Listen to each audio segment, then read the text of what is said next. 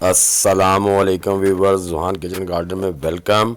हमारे आसपास बहुत सी दोस्तों ऐसी चीज़ें मौजूद होती हैं जिनको इस्तेमाल करते हुए आप बेहतरीन गार्डनिंग कर सकते हैं।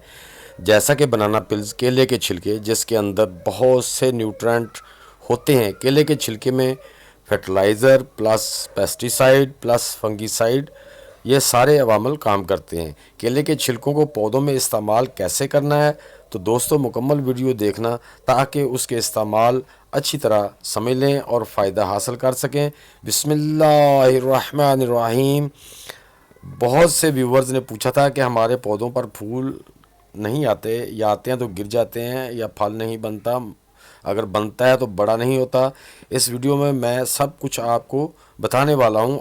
हमारे हर किस्म के पौधों के लिए नाइट्रोजन, फास्फोरस और पोटाशियम, ये तीनों न्यूट्रन पौधों की बुनियादी ज़रूरत हैं।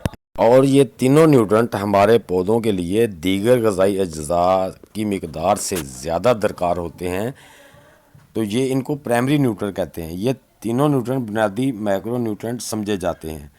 दूसरे माले में जो इसके न्यूट्रन पौधों को चाहिए होते हैं, जो फूलदार और फलदार पौधे होते हैं, उनके लिए जो न्यूट्रन चाहिए होते हैं वो दूसरा मरहला है जब हमारे पौधे फूलों पे आएँ। सल्फ़र, कैल्शियम और मैग्नीशियम शामिल होते हैं, और बहुत कम मिकदार में आयरन और कॉपर, इनकी भी पौधों को बहुत ज़्यादा ज़रूरत होती है। तो दोस्तों ये सारे जो सेकेंडरी न्यूट्रन है, जो बाद में फूलों पे जब पौधा आप देने हैं, ये सारे के सारे केले के छिलके में मौजूद होते हैं। सबसे पहले तो दोस्तों जो हमारे पौधे की मिट्टी होती है गमले में, उसमें ये न्यूट्रन प्राइमरी न्यूट्रन का होना ज़रूरी है, यानी कि नाइट्रोजन, फास्फोरस और पोटाशियम का होना ज़रूरी है। ये पौधे की ग्रोथ और पत्तों और पौधे को सेहतमंद रखने के लिए होते हैं। अगर आप यही न्यूट्रेंट आप पौधे को देते रहेंगे तो आपका पौधा हेल्दी भी होगा, लेकिन उसमें फूल भी नहीं आएंगे इतने, और फल भी नहीं बनेगा। अगर बनेगा तो वो भी छोटा बनेगा, क्योंकि ये फल के लिए खाद नहीं है, जिसे हम एनपीके कहते हैं। फूलदार या फलदार पौधे जब फूल पे आ जाएं तो नाइट्रोजन वाली खाद कम कर देनी है, और उसकी जगह कैल्शियम, पोटाशियम और मैग्नीशियम वाली खाद देनी होती है, ताकि हमारे पौधे पे भरपूर फूल आएँ, ताकि फल अच्छी तरह इंक्रीज़ हो। केले के छिलके में कैल्शियम होता है, जो जड़ों की नशो नुमा को फ़रोग़ देता है, आपकी मिट्टी में ऑक्सीजन शामिल करने में मदद करता है। मैग्नीशियम जो माइक्रो न्यूट्रंस में मदद करता है। सल्फ़र जो पौधों को मजबूत जड़ों की नशो नुमा और कीड़ों को भगाने में मदद करता है। एंटी माइक्रोबियल जरासीम दूर करने वाला मादा भी इसमें मौजूद होता है, जो जरासीम को हलाक भी करता है। इसमें एंटीऑक्सीडेंट भी होते हैं, जो हमारे पौधों को मुख्तलिफ हवाओं से, गर्मी सर्दी से मुख्तलिफ बीमारियां या कुछ उस पर अफेक्ट करती हैं, जो उसका अम्ल तकसीद होता है उसको रोकने के अवामल इसमें मौजूद होते हैं। वो भी एंटीऑक्सीडेंट इसमें मौजूद होता है, जो आपके पौधे को मुख्तलिफ हवाओं से उसको मौसमियात से तहफ़्फ़ुज़ कर देता है। तो दोस्तों केले के छिलके में बहुत से अज्जा मौजूद होते हैं, जो आपके पौधों को बहुत सी बीमारियों से भी तहफ़्फ़ुज़ फराहम करते हैं। केले के छिलके फूलदार और फलदार पौधों के लिए एक बेहतरीन फर्टिलाइज़र होने के साथ साथ पेस्टिसाइड और फंगिसाइड का काम भी करते हैं। तो दोस्तों केले के छिलके को पौधों में इस्तेमाल करने के दो तरीके तो मैं इसी वीडियो में अभी बताऊंगा। बाकी बहुत से तरीक़ों से भी केले के छिलकों से फर्टिलाइज़र तैयार की जाती है, जो कि आप स्टोर भी कर सकते हैं, बवक्त ज़रूरत इस्तेमाल कर सकते हैं। केले के छिलकों के अलावा और चीज़ों से फर्टिलाइज़र जल्दी तैयार करने के आसान तरीके भी शेयर करूंगा, ताकि जो भी गार्डनिंग करते हैं या शौक़ रखते हैं वो ये सब आसानी से घर में फ्री ऑफ कॉस्ट कर सकें।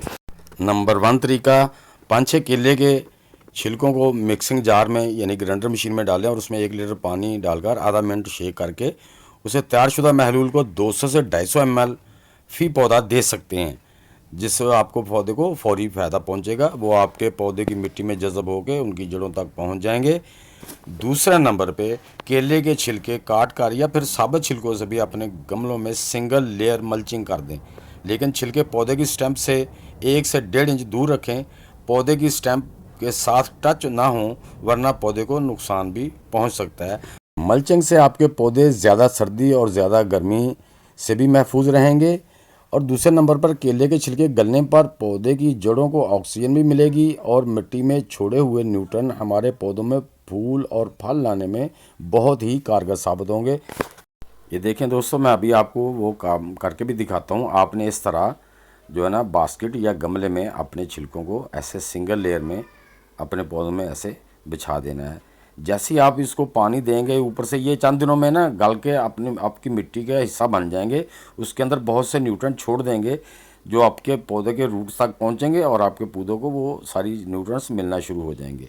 ये मैंने आपको दिखाने के लिए किया है क्योंकि मेरे पास दूसरे गमलों में मल्चिंग हुई हुई है पहले से। तो ये हालांकि इसको चाहिए नहीं क्योंकि ये तो लीफ प्लांट है, इसको तो ये न्यूट्रिएंट चाहिए भी नहीं होते। तो ये दोस्तों ये देख लें कि माशाल्लाह ये न्यूट्रिएंट की वजह से ये मेरे पौधे पुदीना कितना हेल्दी है। और ये देखें टमाटर के पौधे में मैंने ऐसे ही मल्चिंग की हुई है, आप देख रहे हैं ये पहले से की हुई है। ऐसे ही मैं अपने पौधों में ये चीज़ें दोस्तों मैं आपसे प्रैक्टिकल के बाद शेयर करता हूँ ताकि आप भी इनसे मुस्तफ़ीद हो सकें। दोस्तों ये थे वो तरीके, दो तरीके जो मैंने आपको बता दिए हैं, ये क्विकली आप इनसे मुस्तफ़ीद हो सकते हैं। उसके बाद दोस्तों जो बाकी इसके फर्टिलाइज़र बनाने के तरीके हैं वो भी इतना लंबा प्रोसेस नहीं है, वो भी जल्दी फर्टिलाइज़र बन जाती है, लेकिन उसको बना के आप अपने पास स्टोर कर सकते हैं, वो ड्राई फॉर्म में आ जाएगी। फिर जब आपके पौधे फूलों पे आ जाएं तो वो आप फर्टिलाइज़र उसको देते रहें, इंशाल्लाह अच्छे फूल लगेंगे और फल भी बनेगा और बहुत अच्छा बनेगा। तो दोस्तों जैसे ये मेरे देखें फूलदार पौधे मैं देता रहता हूँ। अब ये दोस्तों देखें मेरे बैंगन के पौधे मैंने 12 जो अप्रैल है ना उसको मैंने तोड़े थे, मैंने आपको वीडियो भी आपके साथ शेयर की थी। ये आज 20 तारीख है और देख लें माशाल्लाह मेरे 8 दिन में जो बैंगन लगे हुए थे गमलों में वो उससे डबल अब ज़्यादा हैं जितने मैंने तोड़े थे। ये तकरीबन 1.5-2 किलो के करीब होंगे जो लगे हुए हैं और माशाल्लाह काफ़ी बड़ा साइज़ है जस्ट 8 दिन में। यार ये गमलों में है, ग्रो बैग में है और मैं इनको वो फर्टिलाइज़र जो मैंने आपको बताया बनाना पिल्स वो देखिए आप मेरे गमलों के ग्रो बैग में वही डाले हुए हैं और अल्हम्दुलिल्लाह उससे माशाल्लाह ये बहुत जल्द फ्रूट बड़ा होता है। तो दोस्तों मेरी ये वीडियो आप सबको कैसी लगी, अच्छी लगी है तो इसे लाइक और शेयर लाजमी कर देना और कमेंट बॉक्स में ज़रूर लिखना कि वीडियो कैसी लगी।